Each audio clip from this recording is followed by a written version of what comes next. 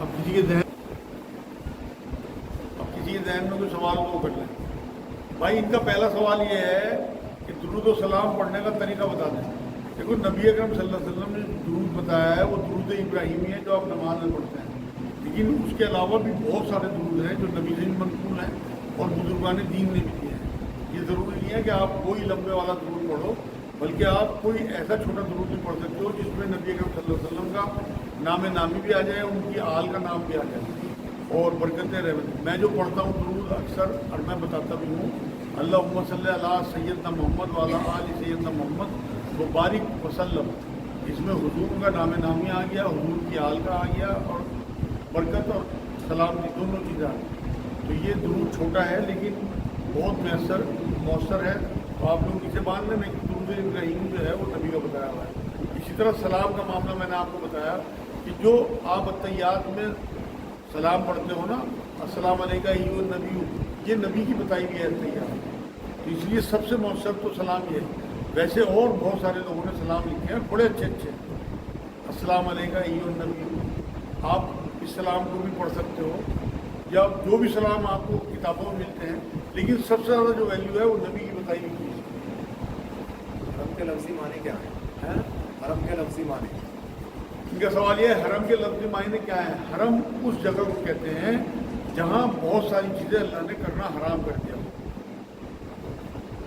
جیسے آپ احرام باندھتے ہو وہ بھی حرام سے ہی بنا. اسی طرح حرم جو ہے وہ دائرہ کچھ ایریا اللہ رب العزت نے ایسا طے کر دیا کہ وہاں کو قتل و غارت نہیں ہو سکتا، وہاں آپ پیڑ نہیں کاٹ سکتے، وہاں شکار نہیں کر سکتے. تو جہاں کچھ چیزیں اللہ رب العزت اپنی طرف سے حرام کر دے، اور اللہ نے ہی مدینے کو حرم بنایا، نبی اکرم صلی اللہ علیہ وسلم بھی. سوال ہے نماز کے اندر گناہوں کو یاد کر کے رونا کیا ٹھیک ہے؟ ان کا سوال بڑا اچھا ہے بھائی. ان کا سوال یہ ہے کہ نماز میں گناہوں کو یاد کر کے رونا آ جائے تو کیا یہ ٹھیک ہے؟ بالکل ٹھیک ہے بھائی، بس آوازیں نہ نکلیں.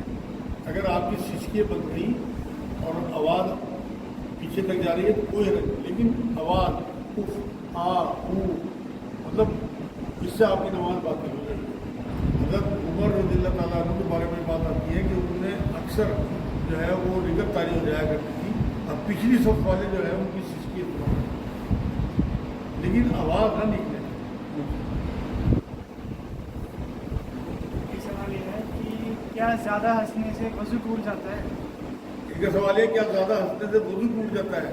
بھائی وضو تو نہیں ٹوٹتا، نماز میں اگر آپ زیادہ ہنسیے تو پھر آپ کی نماز ٹوٹ جائے گی، وضو بھی ٹوٹ جائے گا. اگر آپ کو کسی بات میں مسکراہٹ آ گئی کوئی حرج نہیں، لیکن اگر آپ کہتا لگا کے ہنس دیے تو آپ کا وضو بھی ہے، نماز. آج بچے نافرمان ہو رہے ہیں، کیا کریں؟ ان کا سوال یہ ہے آج بچے نافرمان ہو رہے ہیں کیا کریں؟ بھائی آپ کو بچوں سے دوستی کرنی پڑے گی. وہ زمانے لگ گئے کہ ہم سختی کے ساتھ بچوں کو ٹھیک کرتے ہیں. ان کی جو اچھے کام ہیں انہیں لوگوں کے بیچ میں اپریشیٹ کریں، ان کی عزت و احترام کریں، اکرام کریں. نبی نے فرمائی بات کہ اپنے بچوں کی اکرام کیا کریں. مطلب آپ بچوں کی کوئی غلطی بھی ہونا لوگوں کے بیچ میں انہیں نہ ٹوکیں، بلکہ پیار سے محبت سے الگ کو سمجھاؤ. سختی بھی کر سکتے ہو الگ، شریعت کی پابندی کرانی ہو یا کوئی اور معاملہ ہو، لیکن تنہائی. دیکھو ہر بچے کی عزت نفس ہوتی ہے، اگر آپ اسے مجبور کرو گے، بے عزتی کرو گے تو وہ باغی ہونا شروع ہو جائے گا. جب تک کمزور ہے آپ کا مقابلہ نہیں کر سکتا، چپ رہ جائے گا. لیکن اس کی گروتھ ہو جائے گی اور آگے اس کی جو اندر جو آپ کے خلاف معاملہ پنپا وہ جوالا مکھی بن کے نافرمانی کی طرف آ جائے گا، اور وہ اللہ رسول کا بھی نافرمان ہے. آپ کو پوچھ رہے نبی صلی اللہ علیہ وسلم کے ہاتھ میں کیا فرق ہے؟ خود نبی صلی اللہ علیہ وسلم کے ہاتھ میں کیا فرق ہے؟ عادت ہے. آپ صلی اللہ علیہ ان کا سوال یہ ہے کہ نبی اکرم صلی اللہ علیہ وسلم التحیات میں کیا پڑھتے تھے؟ یہی پڑھتے تھے بھائی. نبی اکرم صلی اللہ علیہ وسلم جو ہمیں تلقین کر کے گئے سب سے پہلے ان کے اوپر ہر چیز فرض ہوئی.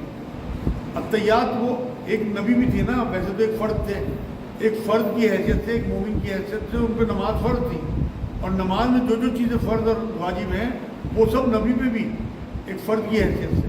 تو اس میں اپنا جب وہ کہتے تھے نا السلام علیکم ایھا النبی، تو وہ جو ان کی نبوت کا ظہور ہوا تھا نا، وہ جو ایک منصب تھا ان کا، تو وہ اس پہ سلام بھی بھیجتے تھے. ना कि मोहम्मद अपना नाम लेते थे, बल्कि नबी का नाम आया इसलिए। हज़रत मोहम्मद सल्लल्लाहु अलैहि वसल्लम का नाम नहीं आया, अस्सलाम अलैकुम अय्युहन नबी कहा कि नबी जो वक्त का नबी उस वक्त है, तो उसकी उम्मत में सारे हुज़ूर सल्लल्लाहु अलैहि वसल्लम एक फ़र्द भी थे ना, तो फ़र्द पे चीज़ें फ़र्ज हुई हैं। दुरूद, इनके सवाल ये दुरूद तो नहीं पढ़ते थे भाई, दुरूद भी पढ़ते थे भाई। आप देखो ना, दुरूद वही तो सिखा के गए, ये वाला दुरूद इब्राहिमी, लेकिन वो वाजिब नहीं है। अगर आप पढ़ते हैं तो बहुत अच्छा है। कभी आपकी जल्दी हो, मान लो गैस बन रही है, आपको वजू टूटने वाला है, तो आप तैयार में सलाम फेर सकते हो। दुरूद ज़रूरी नहीं है, लेकिन नबी अकरम सल्लल्लाहु अलैहि वसल्लम जब खुद तलकीन कर रहे हैं दुरूद, मैंने बताया तो है, नबी अकरम सल्लल्लाहु अलैहि वसल्लम एक फ़र्द भी थे और एक नबी भी थे, तो एक नबी पे दुरूद भेजना उनकी भी जिम्मेदारी है, क्योंकि नबी जो है वो एक नुमाइंदा होता है अल्लाह का। किसी कब्र को सलाम करना कैसा है? किसी कब्र को सलाम इनका सवाल ये, किसी खबर को सलाम करना कहता है? खबर तो बेजान चीज़ है, खबर तो यार एक गले का नाम है। असल में तो आपको अस्सलाम वालेकुम उन्हें करना चाहिए अहले खबर को। आप जब कब्रिस्तान पर पहुँचते हो तो सलाम करते हो ना, सलाम को अहले खबर को सलाम करते हो, वो सलाम आप अहले खबर को कर रहे हैं जो कब्रों में मौजूद हैं। खबरों को सलाम करके कुछ नहीं होगा। इंसान की मोहब्बत का सबसे ज़्यादा हकदार कौन है? इनका सवाल ये है, इंसान की मोहब्बत का सबसे ज़्यादा हकदार कौन है? बड़ा अच्छा सवाल है, बहुत ही अहम सवाल है। एक बार यही सवाल एक सहाबी ने नबी अकरम सल्लल्लाहु अलैहि वसल्लम से पूछा। असल में हुजूर का जो रवैया था ना अपने साहबों के साथ, हर सहाबी को ये लगता था हुजूर सबसे ज़्यादा मेरे करीब है। तो उनके दिल में ये आया कि मैं पूछूं, ऐसा ना हो हुजूर मेरा ही नाम लेने मेरे मज़े आ जाएंगे। तो उन्होंने पूछा हुजूर सल्लल्लाहु अलैहि वसल्लम से कि जी सबसे ज़्यादा मोहब्बत का हकदार जो है आपके लिए कौन है? तो नबी अकरम सल्लल्लाहु अलैहि वसल्लम ने कहा आयशा। तो घूम गए, मतलब इनके जहन में भी था कि हुजूर ये जवाब देंगे। साबित हो गया सबसे ज़्यादा हकदार हमारी मोहब्बत वो हमारी बीवी है। एहतराम की माँ है, माँ का एहतराम होना चाहिए, लेकिन मोहब्बत की सबसे ज़्यादा हकदार बीवी है। उन्होंने पलट के पूछ लिया कि हुजूर मैं मर्दों में पूछ रहा हूँ, मतलब चाहत थी ना कि मेरा नाम आ जाए। तो नबी अकरम सल्लल्लाहु अलैहि वसल्लम का जवाब सुनिए कि आयशा के बाप, वहाँ भी आयशा को बीच में मिलाया। तो सबसे ज़्यादा मोहब्बत की हकदार हमारी बीवी है। इसलिए बिल्कुल अगर जन्नत शॉर्टकट में चाहिए ना आपको, तो अपनी बीवियों की मोहब्बत शुरू करें, उनकी जो ज्यादतियाँ हैं उन्हें बर्दाश्त करना शुरू करें। यहाँ एक छोटी सी हदीस सुना दूँ, बहुत खूबसूरत। नबी ने फरमाया शरीफ आदमी अपनी बीवियों से दबते हैं और कमीने आदमी अपनी बीवियों को दबाते हैं। अब आप देखें नबी की नज़र में आप शरीफ हैं कमीने हैं, खुद आप अपनी कैटेगरी तय कर लें, और अगर आप वाकई कमीने हैं तो आप शराफत में आ जाएं और नबी की नज़र में शरीफ हो जाए। सवाल है ये है कि जनाजे की नमाज जो है नीयत के लिए मग़फ़िरत के लिए है, और जिन पे दुआ नियतियों पढ़नी वो पीछे पेश इमाम जाए, बच्चे वगैरह या अलग खड़े हो जाए जब तक माने। इनका सवाल यह है जनाजे की नमाज की अगर दुआ ना आए तो हम क्या करें, अलग खड़े हो जाएं, बच्चे वगैरह हों या जिन्हें याद नहीं है वो भाई ये नियत कर लें नमाज में शरीक हो जाए कि मैं इस इमाम के पीछे हूँ और जो ये पढ़ रहा है मेरी नियत यही है कि मैं इनके साथ में दुआ पढ़ रहा हूँ। इंशाअल्लाह आपकी दुआ अल्लाह तक पहुँच जाएगी, लेकिन कोशिश करें याद करना। सवाल ये बता कि नमाज में जिक्र रहता है नमाज कायम करो, पढ़ने और कायम करने में क्या डिफरेंस है? इनका सवाल है नमाज पढ़ने और कायम करने में क्या फ़र्क है? देखो नमाज पढ़ना जो है ना वो 5 वक्त का आपका काम है, 10-10 मिनट, 5-5 मिनट, 8-8 मिनट, 15 मिनट। लेकिन कायम जो करना है ना, अल्लाह ये चाहता है कि जब आप नमाज में तसव्वुर रखते हो कि अल्लाह मुझे देख रहा है, वो तसव्वुर आपके घर में जब आप अपनी माँ बहनों के बीवियों बेटियों के साथ हों, वही तसव्वुर आपका ग्राहकों के सामने, वही तसव्वुर आपका लेन देन के वक्त, वही तसव्वुर पड़ोस में, वही तसव्वुर आपका बस में अपने पड़ोसियों के साथ, वही ट्रेन में, वही सड़क पे, मतलब हर जगह आपका वो तसव्वुर हो कि अल्लाह मुझे देख रहा है। ये नमाज कायम करना है। अगर ये नमाज आपकी 24 घंटे कायम हो गई तो बस आपकी वो 5 वक्त की नमाज तो एक हुज्जत है। आप तो हर वक्त की इबादत में हैं। देखो अल्लाह 24 घंटे मामूल है, तो हम उसके 24 घंटे बनते हैं। ये नहीं कि हम 1-2 घंटे के लिए सिर्फ नमाजें पढ़ी हैं, टकरे मारी हैं, उसके बाद हम जो मर्जी करें, जो आज उम्मत का हाल है, हमें झुंझुना दे दिया गया इबादत का, उसके बाद हम चोरी करें, झूठ बोलें, धोखा दें, مار پیٹ کریں, گالیاں بکیں, شراب پئیں, جوا کھیلیں. بس ہمارے جو ہے حلیہ دکھنا چاہیے مسلمانوں والا, اور ہم 5 وقت کے نمازی. کیسے ہو جائے گا؟ ایک نبی کے پاس ایک صحابی آئے کہ نہیں وہ 5 وقت کا نمازی ہے لیکن گناہ بھی کرتا ہے, شراب بھی پیتا ہے. کہنے لگے اس کی نماز ہی اسے دوزخ میں لے جائے گی. نبی کو اندازہ تھا کہ یہ جو ہے بدماشی کر رہا, منافقت کر رہا. تو اس لیے بہت محتاط ہو کے اللہ کی نمازیں ہیں انہیں قائم کرنے کی کوشش کریں. خلیوں میں کچھ نہیں رکھا, آپ کی نیت, آپ کے چہرے مورے بھی اللہ تک نہیں پہنچتے. کرنا چاہیے چہرہ, نبی کا چہرہ ہونا چاہیے, نبی کی سنتوں پہ چلنا چاہیے, لیکن یہ بات کی چیز ہے. پہلے آپ کا رویہ, پہلے نبی اکرم صلی اللہ علیہ وسلم کا مشن, پہلے نبی کی سنتیں, ان کی پیروی, ان کا کیا رویہ تھا بچوں کے ساتھ, بیویوں کے ساتھ, کمزوروں کے ساتھ, مزدوروں کے ساتھ. مزدور کبھی اتنے ہم لوگ بیٹھے, کبھی ہم میں سے کسی نے کسی مزدور کے ہاتھ چوم لے تو اس کے ہاتھ میں مٹی لگی ہوئی ہو یا ریتا لگا ہوا اور ہم نے جا کے چوم لیا. نبی ہاتھ چومتے تھے مزدوروں کے. ہاں جی, ان کا سوال ہے کہ اگر اولاد پہ حج فرض ہو جائے تو کیا ماں باپ سے پہلے کر سکتا ہے؟ بالکل بھائی, اگر ماں باپ منع کریں تب بھی, کیونکہ حج جو ہے وہ اللہ کا حق ہے. اور رسول اللہ نے فرمایا کہ اللہ کے حقوق جہاں ہوں وہاں کسی کی پیروی نہیں کرنی مخلوق کی. حدیث کا مفہوم ہے کہ جہاں اللہ کی اطاعت ہو وہاں کسی مخلوق کی اطاعت ہو.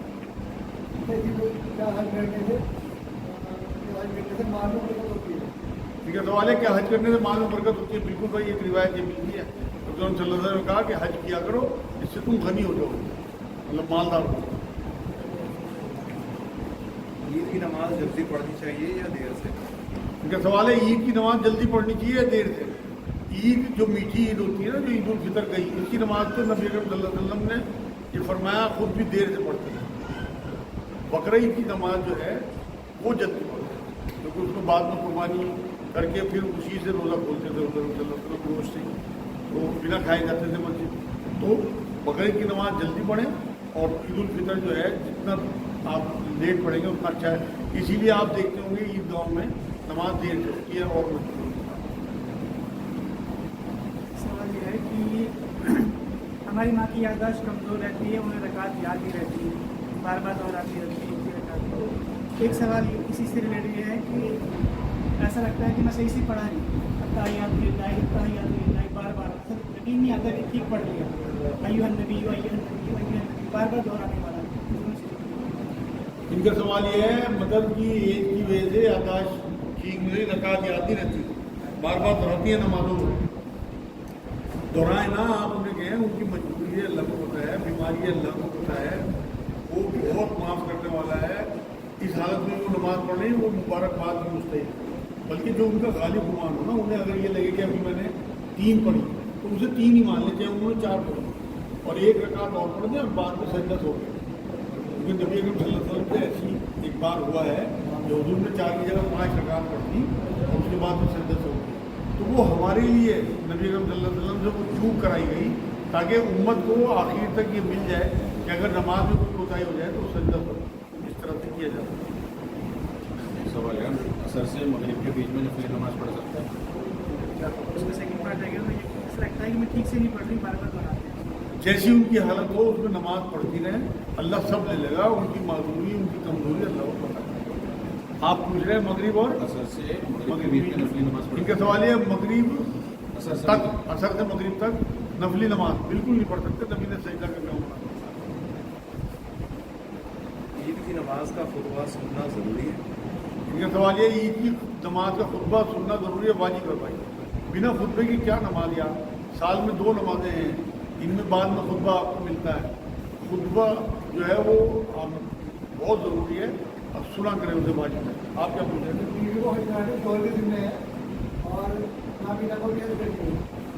ان کا سوال یہ ہے کہ بیوی کو حج کرانا شوہر کی میں نہیں بھائی.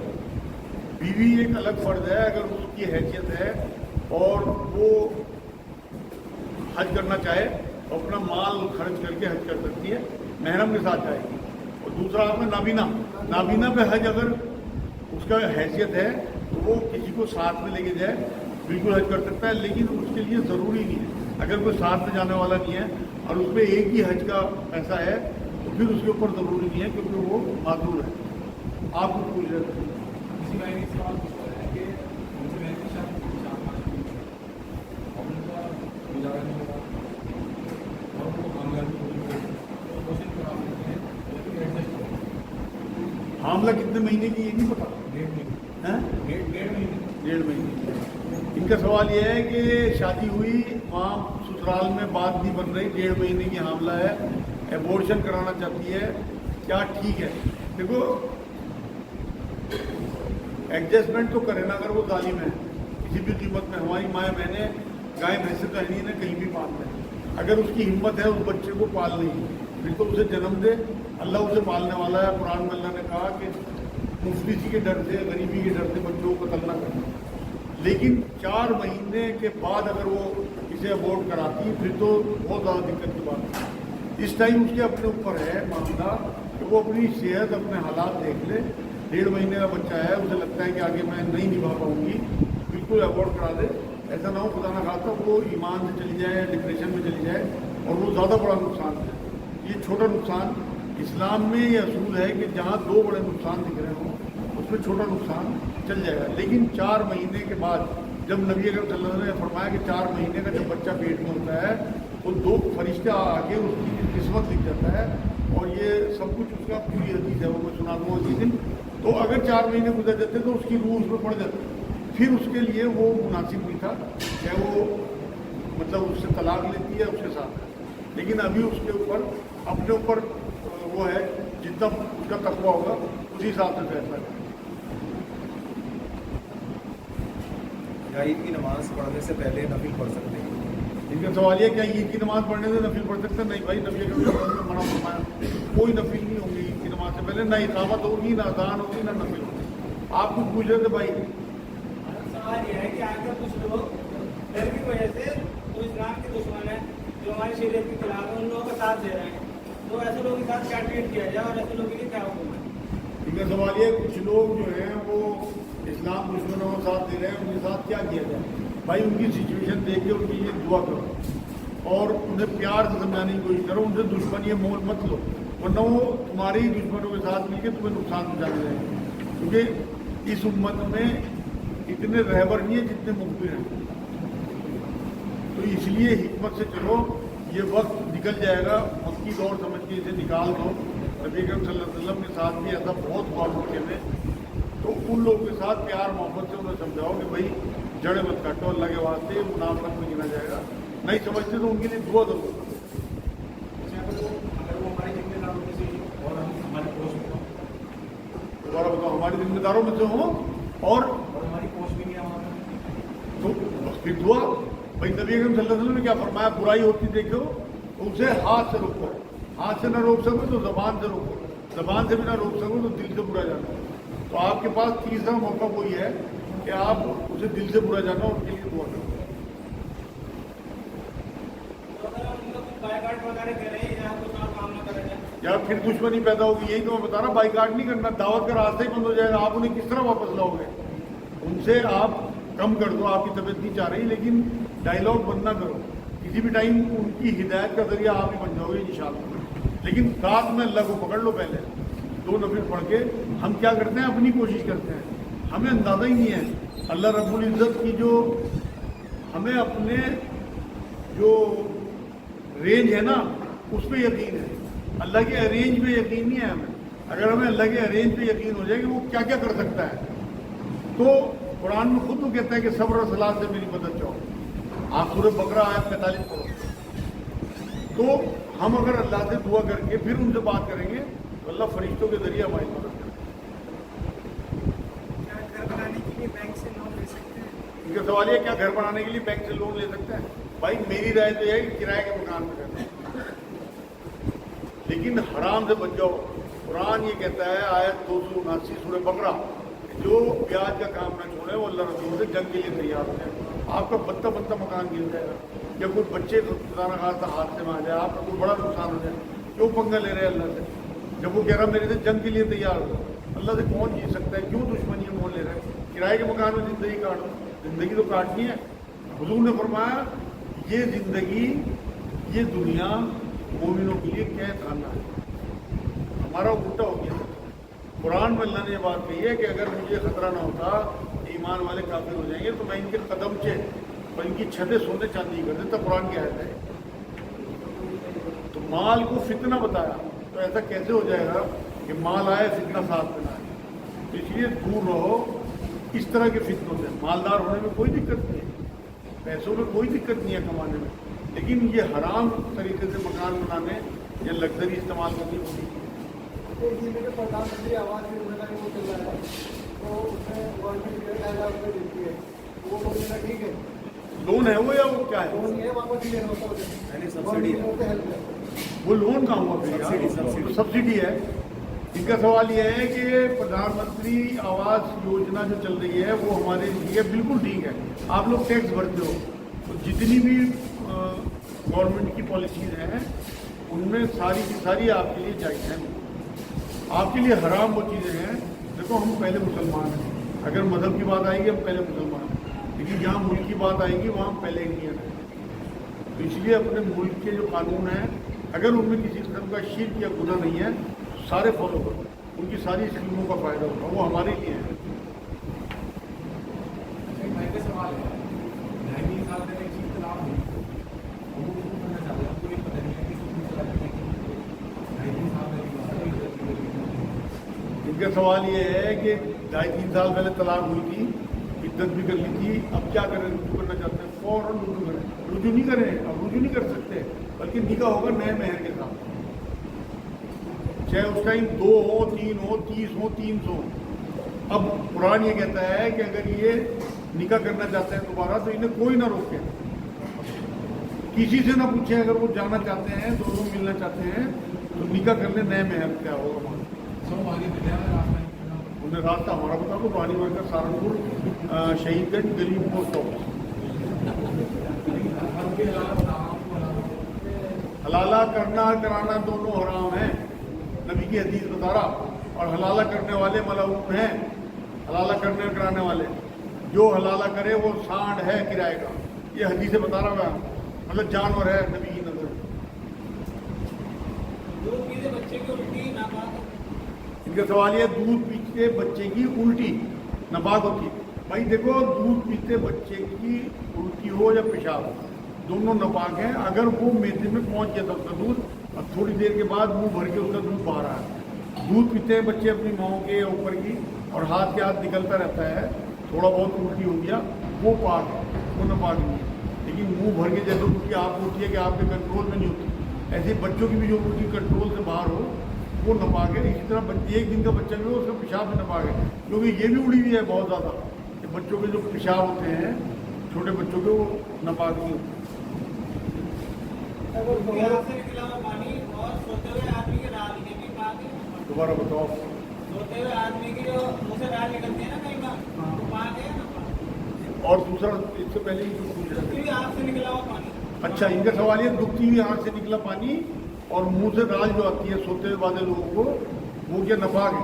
राल तो पाक है, लेकिन आँख का पानी जो है इसमें इख्तलाफ है। कुछ उलमाए-ए-दीन कहते हैं कि नापाक है और इससे वज़ू भी टूट जाता है जो दुखती हुई आँख है। तो इसलिए आप दोबारा वज़ू करें और आँख का इलाज कराओ अपने, और वो जो रालें आती हैं वो पाक है। Thank you. 10 अगर जोहर और ईशा सोने की वजह से पैदा हो जाए तो क्या असर या फजर में पड़ सकता है? इनका सवाल ये है, ज़ोहर या ईशा सोने की वजह से कदा हो जाए तो क्या सुबह वो फजर में पढ़ते हैं फजर में और या असर में? हाँ, मतलब अगली नमाज के साथ मिला के पढ़ते हैं। इनका सवाल ये है कि फजर और वो ईशा और ज़ोहर कदा हो जाए तो क्या अगली नमाज के साथ पढ़ते हैं? असल तो सवाल इनका ये है भाई, अगली नमाज के साथ। एक तो सबसे बड़ी बात यह कदा हो ही क्यों रही? मेरे नज़दीक शिर्क के बाद बड़े गुनाहों में है नमाज कदा करना। तो इसलिए कोशिश ये करें किसी भी कीमत पर नमाज पढ़ा हो। लेकिन नबी अकरम सल्लल्लाहु अलैहि वसल्लम ने बात फरमाई है कि अगर कोई नमाज पढ़ना भूल जाए या सोने की वजह से, नींद की वजह से उसकी नमाज निकल जाए तो उठते ही नमाज पढ़े, कोई उसकी नमाज का वक्त है, अगली नमाज का इंतजार नहीं करना, फौरन। तो वो कदम ही नहीं गिनी जाएगी, उसकी नमाज अल्लाह कबूल कर लेंगे। बस मेरे ख्याल में आज के लिए इतना ही, टाइम हैं? ईशा का जो वक्त होता है वो ताजजुद तक होता है या फिर फजर तक होता है? इनका सवाल यह है ईशा का वक्त ताज्जुद तक होता है, फजर तक होता है। ताज्जुद का वक्त जहाँ खत्म होता है वो फजर वहीं से शुरू होता है, तो ताज्जुद तक समझो आप वक्त, मतलब फजर से पहले ईशा का वक्त है। वमा अलैना इल्लल बलाग, बाकी इंशाअल्लाह अगले हफ्ते सब लोग माशाअल्लाह खाना साथ खाएंगे। आज बहुत दिनों का